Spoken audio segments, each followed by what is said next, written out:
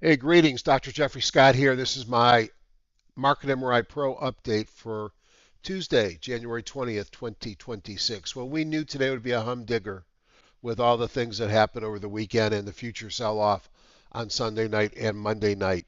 I titled this EU Trade War Over Greenland Sinks U.S. Markets. My email address is marketmripro@gmail.com. My Google group is called Top Down Trader, and my website is called marketmripro.com. Thanks for joining tonight. If you're new to the channel, hit the subscribe button, then hit the alarm, and you know when I do these. You'll hear about my Top Down Trader Google group, which is really my mailing list when I let people know what I'm doing and give them invites to meetings. Think about signing up for that as well. This is for educational purposes only. Anything I talk about should be taken in the spirit of education and not investment advice. This is about my tools for top-down analysis and how I apply them. Trading involves risk. You are solely responsible for any investment decisions you make. I may own or intend to buy or sell any stock mentioned. Trading stocks and options should be considered risky and should always consult with your financial advisor before making trades. And I've got tools in multiple platforms. So here's some facts about Greenland. It's the world's largest non-continental island. Okay. 80% of the island's covered by ice and not the ones that are causing the issues in Minnesota. It's geographically part of North America, so why is it owned by Denmark? There's no roads between communities. In fact, on the entire island, there are 2 traffic lights. The population is 56,000, with 20,000 residing in the capital city of Nuuk. The primary industry is fishing, and it's most known for its vast ice sheet, unique Inuit culture, and significant geographic importance. Well, today it'll be known for something different. The S&P 500 market cap lost today on the Trump tantrums and the EU on Greenland $1.2 trillion US, which is approximately equal to $18 million per Greenlander. And I think we were talking about paying them a couple $100,000 each. Sounds like a bargain. So it's amazing how a little thing like Greenland with 56,000 inhabitants could cost so many of us so much money. My Google group is called Top Down Trader. I started it because I had a mailing list and it kept getting spam. And when I get spam from my own mother, I know I probably have a problem with my mailing list. So you sign into Google Groups, you go all groups, you look for Top Down Trader. I promise not to bother you. I put things in occasionally if I think I see something in the market. Last week I put one during the day about what I think is a de-risked biotech, which I bought some. And you control your participation either on the list or off the list. Just a good way to hear what's going on with me and when I post things. So Monday was MLK, Tuesday was Greenland, and Wednesday we've got construction spending and some home sales. A lot more important information coming on Thursday, but some of it's kind of delayed. Now, I've been saying for the last month that I wouldn't touch Netflix earnings this time because of the takeover the work that's being done fighting Paramount over Warner Brothers. Netflix came out today.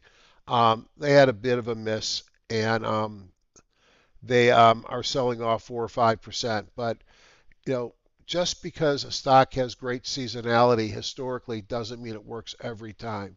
So after hours tonight, besides Netflix, there are some other movers. Let me take a quick look. Interactive Brokers down a bit. Progressive PRGS, I guess that's software maybe, up 8.2%.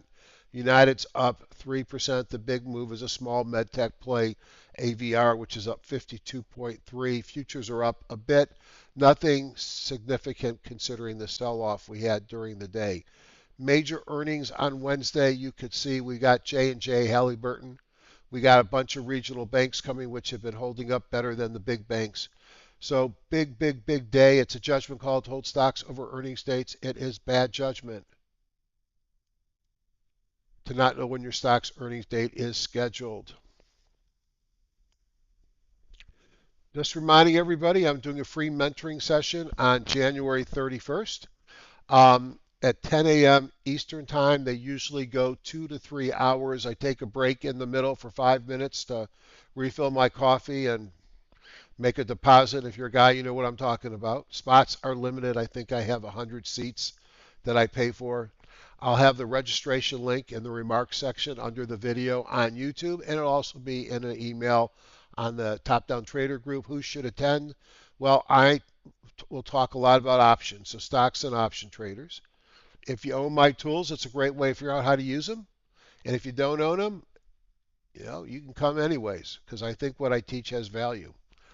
I'll talk about why I do top-down investing, how I analyze market sectors, industry groups, and stocks. I'll show you how I use scans to make it easy. And then, always a fan favorite, I'll talk a little bit about how I have 4 or 5 different option strategies I use as stock replacement. For more information, to order Market MRI Pro or any questions for me, marketmripro@gmail.com. I will have the link again on the YouTube and in the Top Down Trader email. And if you have any issues with the program, coding at marketmripro.com. I always am using a beta version of the product. That means from time to time it will turn off in the middle of using because that's why I'm using it, trying to break it. And after I have it for a few days, I send it out to everybody. So 22, which is what I think most of you are on, I believe it's 22, is pretty stable. This version I'm on had a couple of issues already today, but I find the issues. Praveen, the master at the tech side, fixes them, and then very quickly you'll see why you want this. Let's take a look at the day we had, and it was brutal. The only thing that was positive in the market ETFs that we follow was volatility up 11.2%. It is never a good day when VIX is leading. The dollar was down 0.8%. The Russell was the best performing of the indexes, down 1.2, Diamonds to 1.73, Spider down 2.04, and the Q's down 2.12, and Bitcoin got clobbered down 6.42. Outside of the IWM, everything is in the bottom quintile of the day. A bad day in the U.S. markets. It was so bad that we barely remained positive on the new highs minus new lows at 52 weeks, on the NYSE, which was like 160 yesterday, and the NASDAQ, which ended the week around just under 100. Today it's at 2.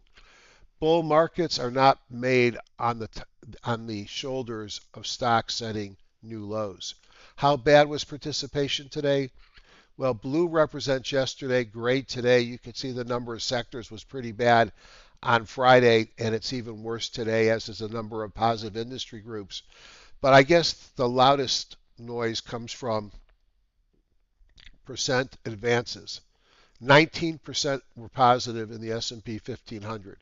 That means less than 300 of the largest 1500 stocks in the marketplace were positive today. On the NASDAQ, only 28% were positive, and in the NYSE, 23%. I'm going to show you some information as we go forward in this review that says we could see a bounce very quickly from this sell-off, and I'm going to show you some reasons to be worried. I don't have a crystal ball. I have very objective tools that I use to help me predict where the market's going and how I manage my cash. And I'm very open on these recordings, and I have been known to share my account statement or Thinkorswim monitor page to show you how I'm doing in the market. If we look at what happened in the SP 500, the only sector trading higher today was staples. No surprise, that's pretty defensive. While technology, discretionary, financials, industrials, real estate, communications, materials, all the things that were doing well really took a dive. Down just a bit were energy and healthcare. Biotech actually held up okay. There was a transaction and then some good news for a different company. If we look at themes at work today, well, what else is new? Gold and silver by far.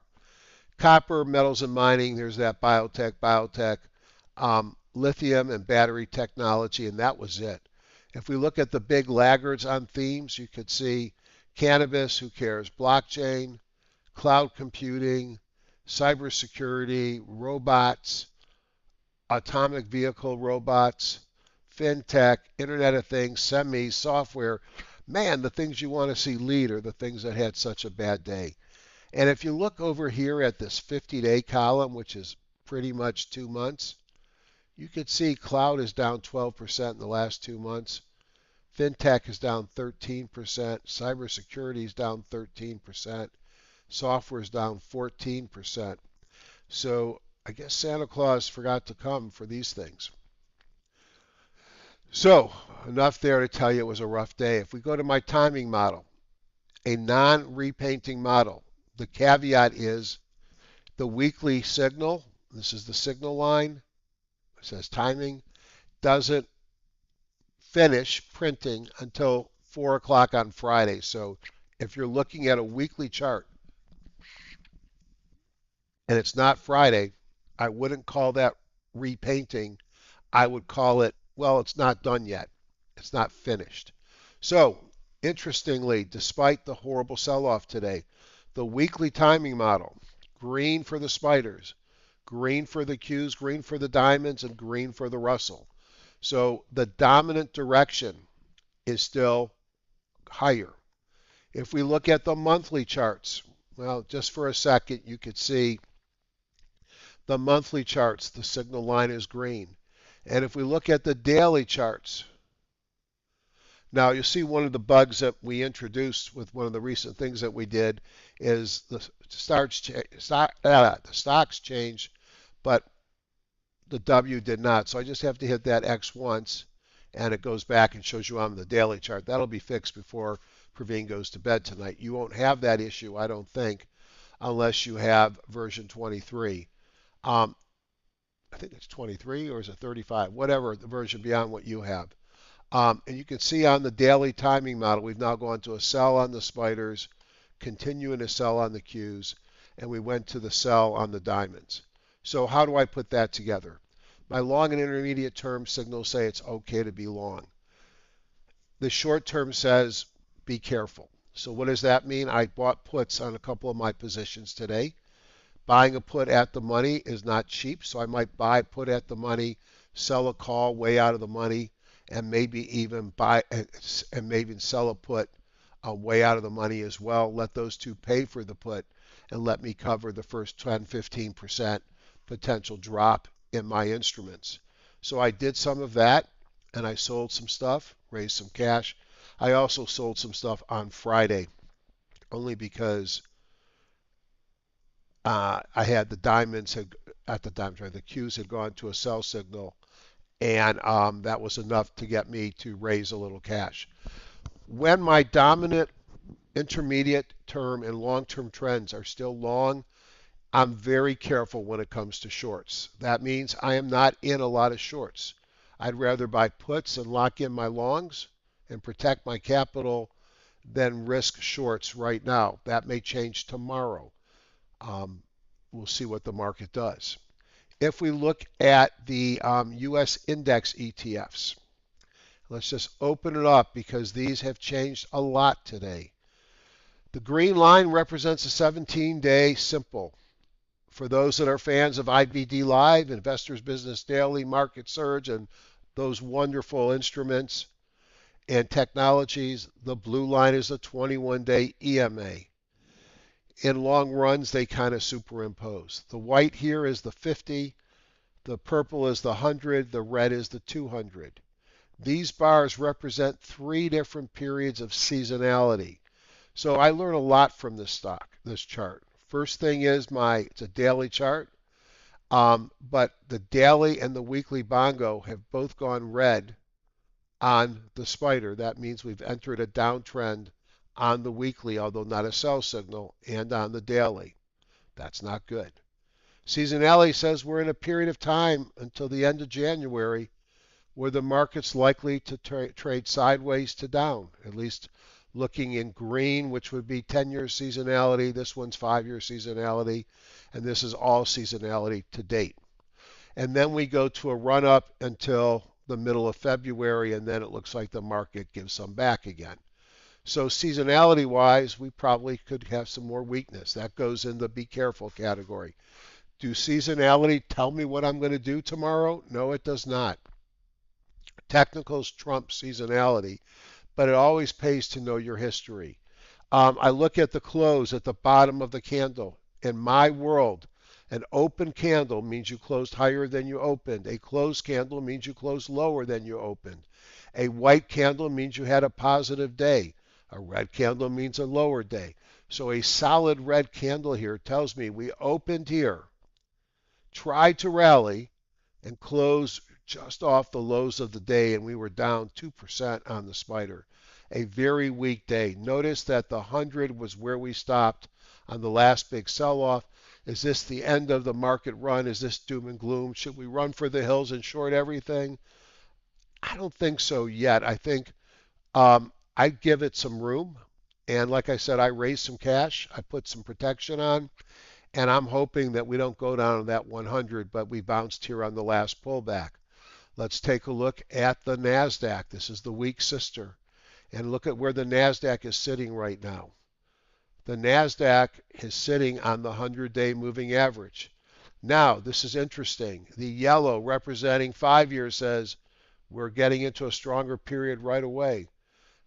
This peach or red or whatever, pink, says 10 years is strong. Long-term seasonality is kind of flat here. So we're at a place you might expect a bounce if we get a bounce. On the other hand, we have big volume. We have both my EMS and my CPR signals, two separate trading systems, go short today. We had volume breakout and momentum out of a squeeze, and we've got volume breaking down. That is a very negative looking chart and doesn't feel like one that's ready to bounce. It certainly could. And we're going to look at some other overbought, oversold things as we go forward. This may be the line in the sand. The bounce here would say good things for the market. If we continue to knife through on the Qs, that would raise my concerns. It's not where we open, it's where we close. We're going to likely open higher, would not surprise me after the sell-off. But do we start to go back up and fill some gaps? Or do we take out the easy money and the market falls? I have to see what happens. The diamonds.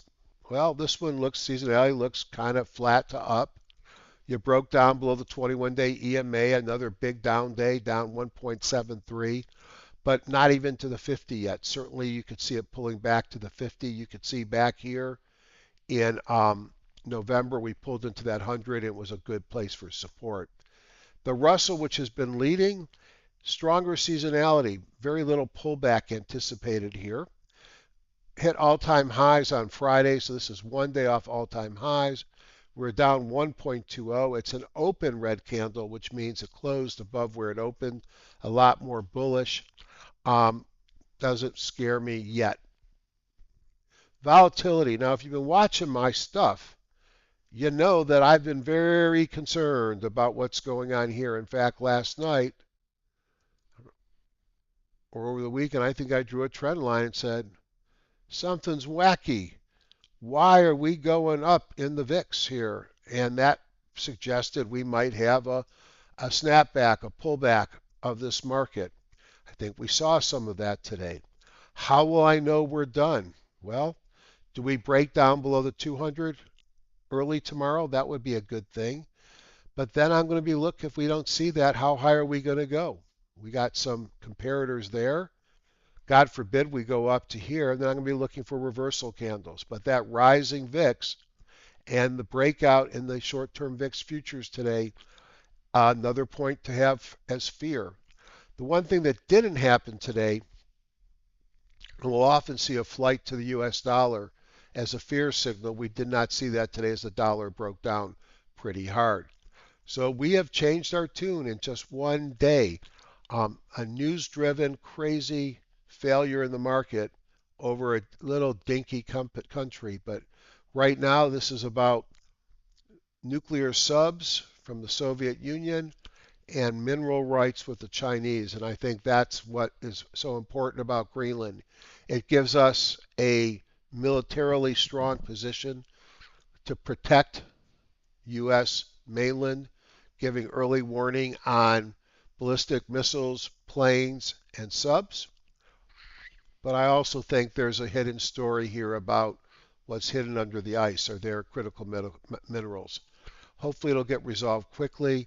The funny thing is, Greenland offered like for $1 to give us a large area of land to put a military base. I think they would welcome a large U.S. military friendly force, not one that's taking over.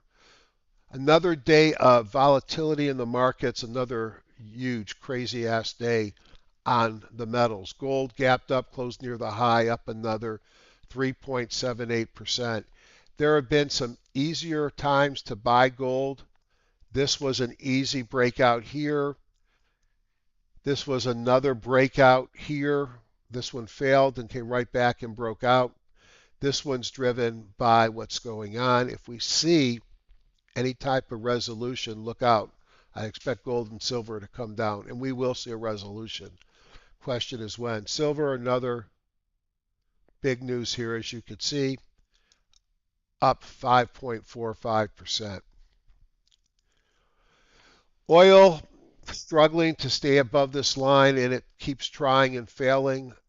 Oil has got some strength, seasonality, and then it gets weaker for a while. Oil, again, a risk-based entity. When it looked like we were going to do something to Iran, oil spiked. But now I think we got the opposite story, which is we're going to have lots of Venezuelan oil, and that may suppress the price of oil in the markets, and maybe it's time to refill our SGR. No one wants to pay the piper. Natural gas had a massive gap up today. Not sure why. I could see how it could be tied to what's going on in the EU. They need natural gas. And this probably just made it more expensive, the fighting. And you could see massive volume day on natural gas. Is that going to be a reversal? Are we going to go higher? Maybe. Big volume day. Pay attention. And then maybe the most concerning thing is bonds did not rally in the setting of the changes in the market. And as bond prices fell, you can see the 10-year gapped up 1.32%, and the 30 big gap up as well, 1.57%, starting to approach that 5% level. So there goes Trump's plan of increasing housing by lowering the long side of the yield curve. Hopefully that's a one-day wonder. I think that could be a big problem if those rates continue to go higher. I don't think the markets mind too much the modest movements in rates. They don't like it when rates go straight up, and they don't like it when they get above 5%. At least in my opinion of watching the markets over a few years, decades. Next thing I like to look at, the bucket. So imagine every stock has what's called a percent B. A percent B tells you where you are between the bottom and the upper Bollinger Band.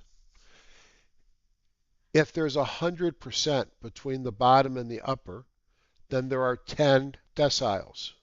0 to 10, 11 to 20, 21 to 30, and so on and so forth. Well, every stock has a percent B. And if you're in the middle, you're around 0.5 or 0.6. So I take the four indexes here, the NYSE, the NASDAQ, the Russell, and the SP 500. I assign every stock based upon their percent B into a decile, as taught to me by my favorite mentor, Ian Woodward. And then I look at how many are above the Bollinger Bands and how many are below. And this was a massive shift today. A massive shift. We went from yesterday,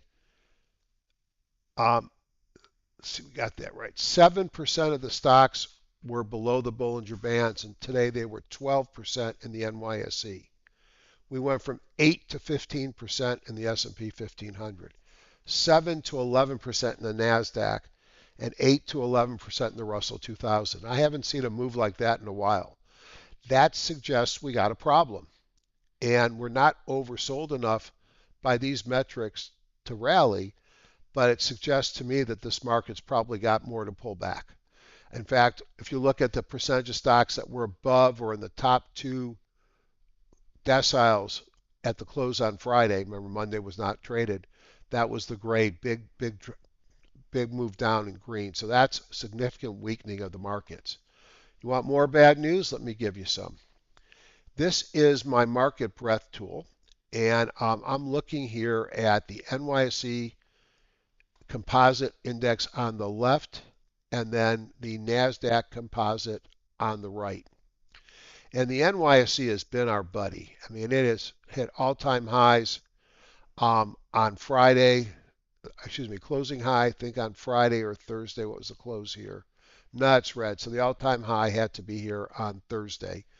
The NASDAQ has not hit a recent all-time high. You can see it's in a lower high scenario. And, well, today they both broke pretty hard. And the NYSE broke really hard. I could just hit this, can't I? All right, there it is. So a big dump on the NYSE. Still well above the, well, that's a trend line, but well above the 50 and the 200. But the NASDAQ composite broke down below the 50.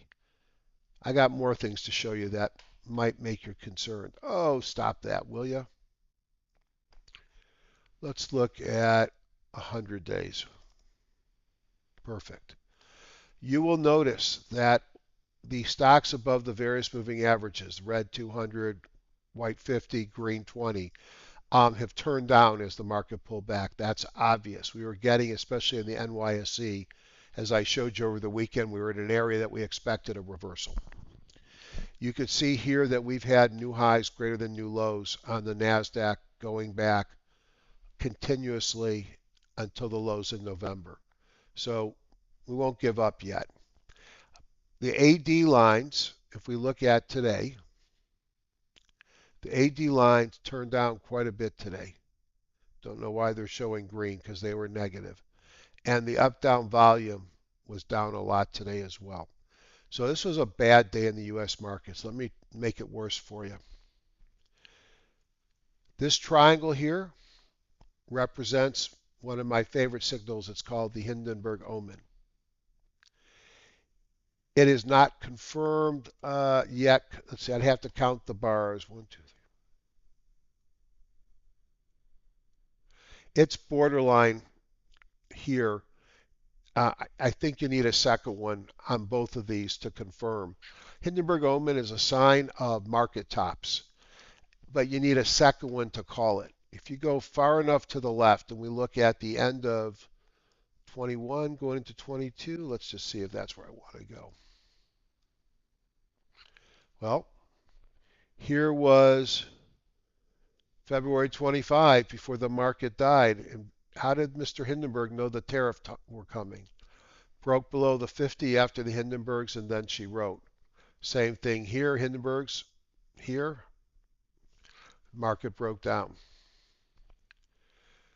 Go back to the end of 21, or end of, let me just see. I'm looking for a specific period in time.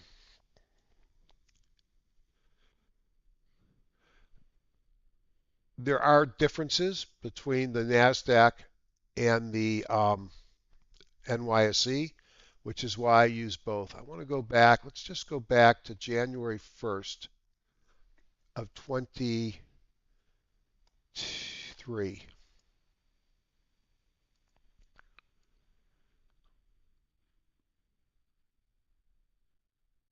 Let's see if this is the right one.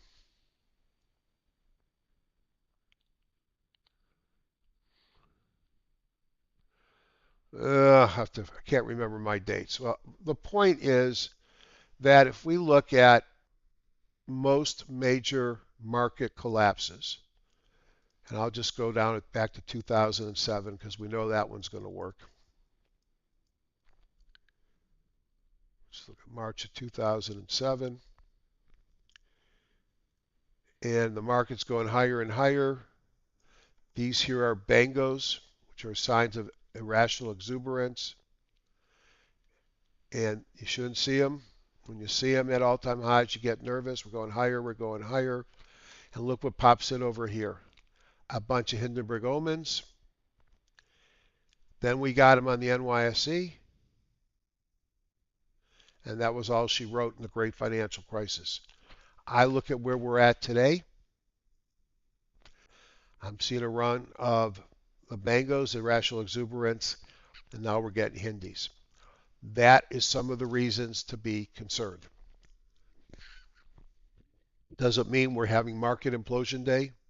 No, but it might be the start of something worse. If I look at the other breadth tool, we're going to concentrate on one piece. And that one piece we're going to look at is this thing here. We're going to look at the green little numbers. That is the 13-week new high, new low. Whenever we get above 85.90, I look for a reversal. I got to get down to about 10. We dropped from about 80 to 38 in one day. You could see the big dive in this green one. That may be my first signal that this is done. I don't think we're done yet. Hope we're done. I don't think we're done yet. If we take a look at the sector ETF charts, without even spending much time, you can see Bitcoin, which is not a sector, but I like to look at it, went to a sell today. Tech's already in a sell. Discretionary to a sell. Communications is in a sell.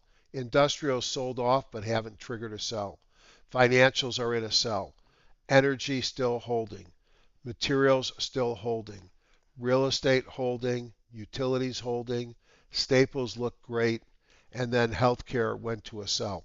So we've had a breakdown in the non-defensive utilities, non-defensive sectors.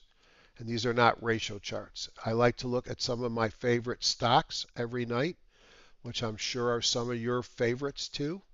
So Amazon, we've been careful, worried about it. It broke down today. So Amazon is no go until it gets back above the 21-day EMA or the 30-period WMA, which just like the 17-period simple seem to run in the same area. Apple, no, falling knife. It will reverse. Wait till it starts to go higher. Google, pull back into the moving averages. Still in a buy. I think what it does at the open tomorrow is critical. Meta, no, breaking down. Netflix, no. This is why I wouldn't play the seasonality.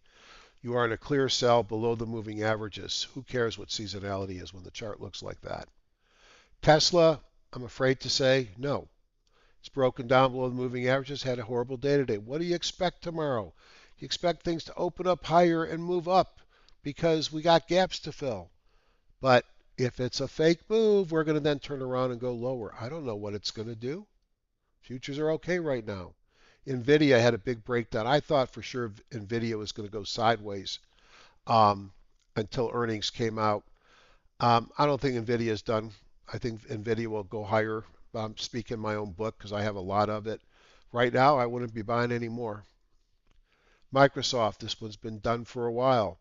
Now, that's an open candle, so even though it gapped down, it finished at the higher part of the day. So that might be one to watch for a clue. I expect them all to rally at the open tomorrow if the futures hold. One of the things that prevented me from catastrophe today, besides my puts, is I still have some LABU.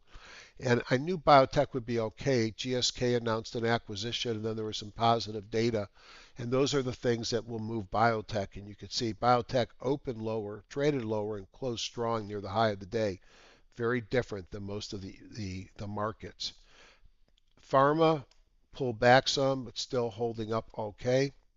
Data centers. Well, a lot of the data center complex, the industrials, the energy plays, the electronic companies, the semiconductors all got hurt today. The nuclears. It's one day. We'll see how long that happens. Somebody's got to power them. And then here is the defensive. And it's funny. I put some puts on HWM at the open, which was a good thing because it sold off a bit. I don't know if there's anything to make of the defense except look at the move that they just completed. Kind of looks like gold and silver, and they have pullbacks too.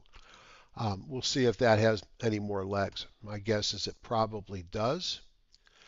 And now we can go back. So that is my journey through the markets. You got a lot of comments of what I thought was going on.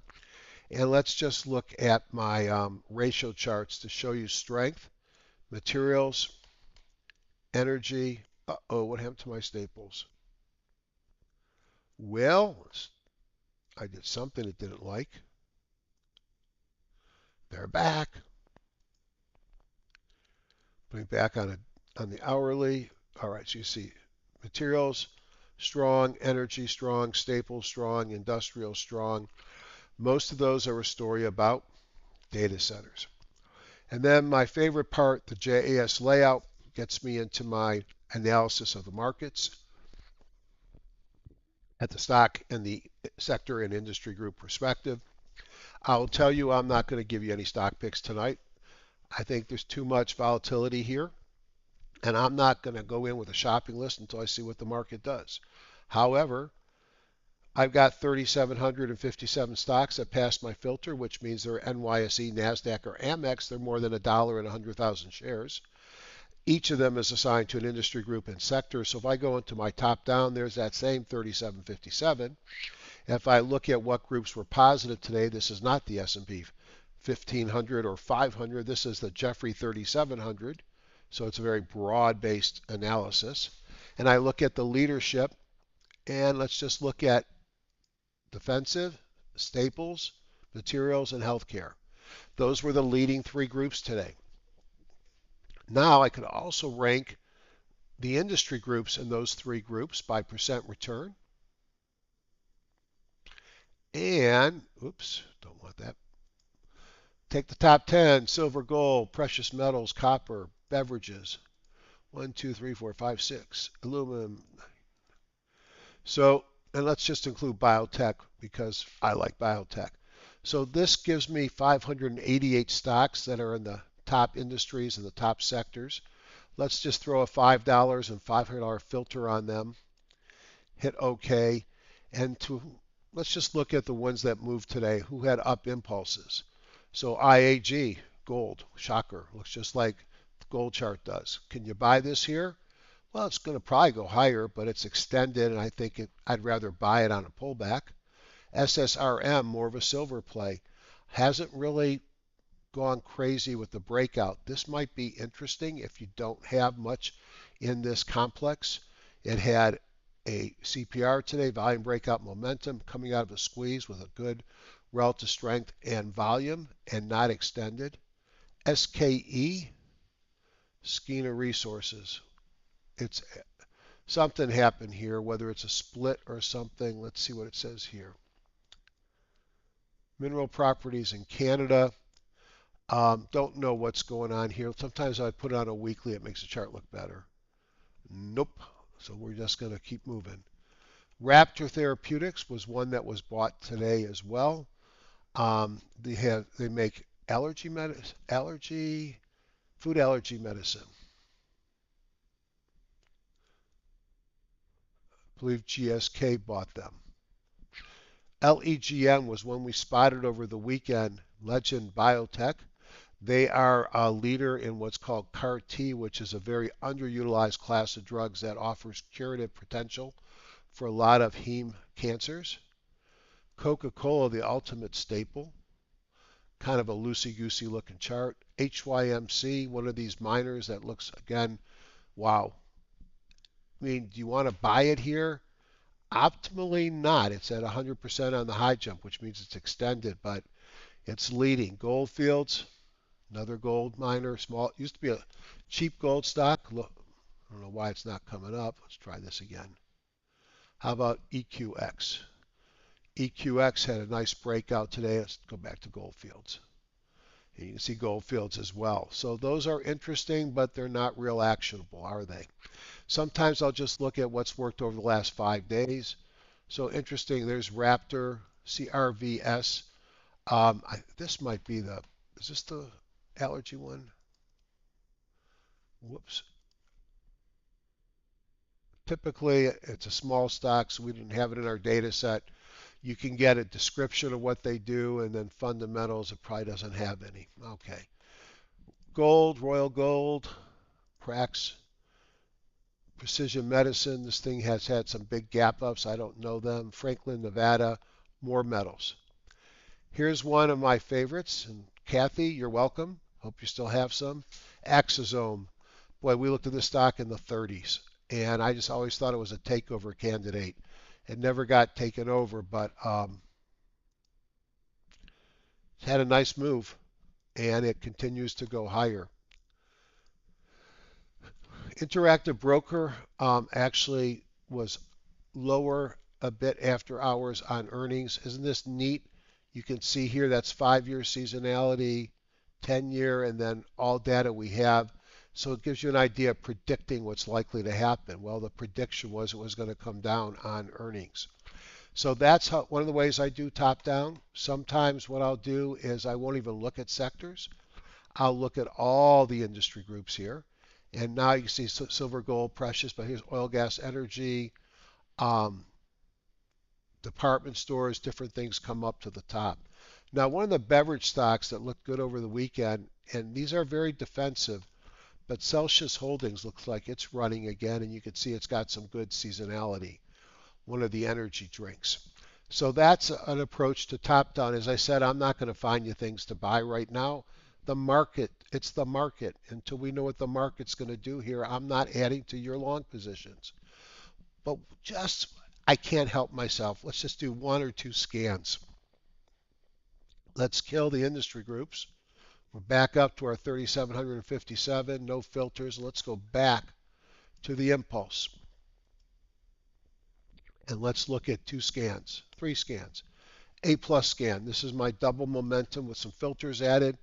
AVR, that's that small med tech company that had a big investment today by Medtronics. CRVS, Corvus Pharmaceuticals, is this the takeover? Surges after positive phase 1 eczema drug. Well, and you can see what happens after you get positive data and a big move. You do a secondary. So that might be one interesting to watch, but wait till the secondary is out. Here's a sleeper. It's a cheap stock, fuel cell, FCEL. And why do I think it's interesting? Wrong one. If you go down here, it talks about sells, installs, operates, and services stationary fuel cell power plants for distributed baseload power generation. And somewhere down here, you're going to see my favorite 2 words. Data centers. This might be an undervalued, under-owned, actually functioning with revenue, unlike some of the nuclear companies, alternative energy source for data centers. And then Raptor, this is one that was taken out. The other scan I like to look on a nightly basis is the A scan, pullbacks in uptrends, typically in a squeeze. And just looking through this, APPS is a cheap stock, distributed advertising online. Earnings, oh, by the way, notice this? Somebody asked for it and we did it. That tells you when the next earnings date is and how many days away, trading days. Same information you'll see up here, but it also tells you expecting 16 cents versus 13 cents. About 23-25% growth on a stock that's at PE of 8%. If it hits that number, it's going to go higher. AVR we talked about. EQX is one of those gold plays. Not overly extended, but getting close. Here's that fuel cell. Maize, don't know anything about maize, although since I went to Michigan, I love maize and blue. I must like this, but you can see maize basing and breaking out today. Here's your relative strength and OBV look good. Here's a momentum, a breakout momentum on a squeeze. PLYM, don't know this, looks like a buyout. SA is another gold play, and TWG looks too weird for me. So those are 2 of my favorite scans, and just running through that, if I had to, you forced me to look at something to buy tomorrow, I'd probably be looking at fuel cell. Maize looks interesting. And then we have introduced a shorting screen. That's the A, not the A pluses, Jeffrey. It's the A plus shorts. That's correct. And look at this. Let's just quickly look at any of these look interesting. Double momentum to the downside with a breakdown in relative strength and volume. Commvault is one on my short list. Breaking down here. Shift 4 payments. As I said, I'm not going to go hard on the short side yet. But if I was, boy, this is one that I'd be looking at. Probably trades down to at least 225. This is a Zebra Technology. I think they're a barcoding company. And why do I like these? Because I got my two momentums to the downside. My relative strength has broke down, as is my OBV. This thing's heading lower. So I've got a shorting scam built in for you as well. We got some more to add. So I'm going to summarize and say goodbye. Um, I think this market could go one of two ways. We could wake up tomorrow and something happens early in the day at Davos. Trump has breakfast with somebody he likes and says it's all better now. We're just going to put troops there and protect it for the world. And then the markets will recover.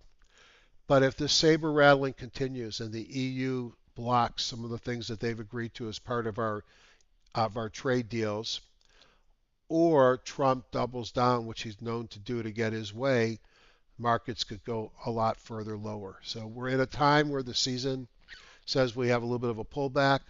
We got the news flow to suggest it. We just had such a big move today. Don't be fooled by a bounce at the open. It's where it closes that matter. Could we bounce and go to new highs? Absolutely. But I won't know that at 9:35, and neither will you. Have an awesome day tomorrow. Please think about coming to my mentoring. I've got 30 plus years of experience. I love teaching. Come and see why. And whether you got my tools or not, I want to help you become better traders so you can live a better life. Thank you, everybody.